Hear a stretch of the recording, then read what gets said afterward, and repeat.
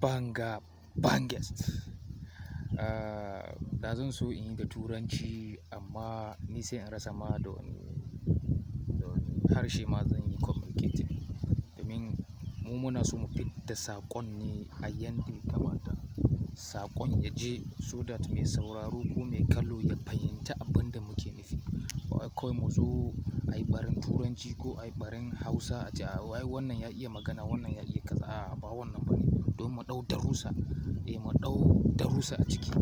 Well, I wanted using English, but I think it's properly I mix so that we communicate. Communication is our primary objective. Is my primary objective. Not just talking linguistic and whatnot. You understand? Understand what we are saying. Well, I want to talk about this issue of Daniel Bwala. Ina so in magana ne akan Daniel Bwala, mutumin Maiduguri nan, wanda ya ma Atiku aiki, ya ma Atiku ya mai spokesperson. Kuma mutum ne wanda a da APC yake kuma sai koma PDP a dalilin na farko yake cewa shi ba zai taɓa yin aiki da Muslim ticket ba. Stunt ya tsaya ne tsayin daka ya yi campaign against wato Tinubu pre da kuma post election period na farko kenan. Kuma na biyu ba irin raddi da bai yi ba a lokacin zaɓen 2023. Amma sai aka wayi gari yake ce maku yan uwa ku saurara ku ji. Wai gashi yau Tinubu ya bashi presidential media aid nashi, irin media advisor nashi.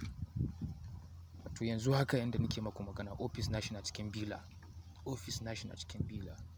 So abin tambaya anan shine wai irin wayannan mutanen suna da alƙibla ko 'yan siyasar mu na Najeriya shine kuke ɗauka a matsayin abin yabo, kuna yaba su, kuna bin su a baya kaman garori?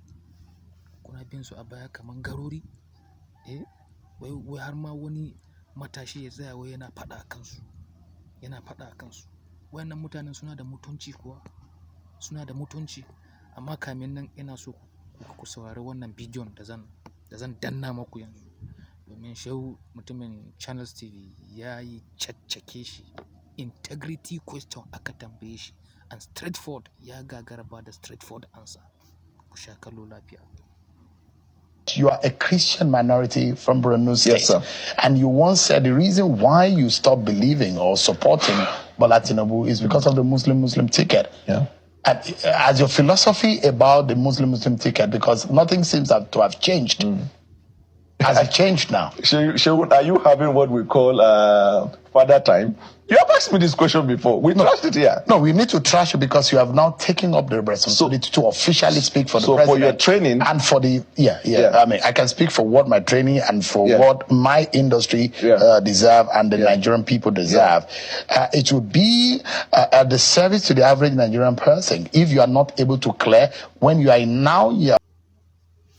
Wato abinda nake so ku gane a nan daga bidiyo in kuka kalla ya kamata ku san, sai dai an yi da turanci amma ya kamata mu gane duk mutumin da bai iya kiyaye mutuncin shi ba bai kamata muna ganin shi a gefen governance, harkan shugabanci ko gefen siyasa ba, domin gurɓatacce ba abin da zai kawo ma al'umma sai dai a gurɓata mutane. In dai har mutum zai iya sayar da mutuncinsa to ku sani lallai zai iya sayar da Najeriya, zai iya sayar da Najeriya domin cikinsa.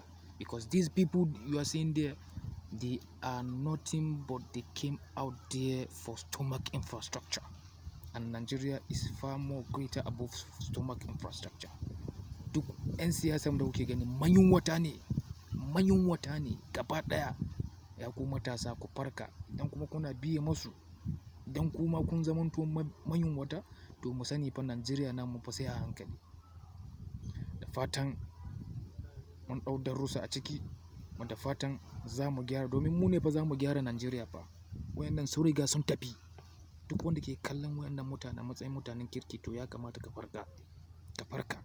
Wayannan mutanen sun riga sun tafi. Yanzu ni da kai mu ne za mu tsayin daka muga cewa ƙasar nan ta yi kyau ma kowa. Ina kira ga kowa mu farka ƴan uwa, mu farka matasa, mu farka. In ji ra'ayinka a comment section. kuma ina so ka yi liking kuma ka yi sharing, a nan ne za ku ƙarfafa ni. Allah ya mana jagora, da fatan kowa na lafiya. Ni ne naku Red Comrade Hanafi Saidu, political commentator and social activist. Peace out.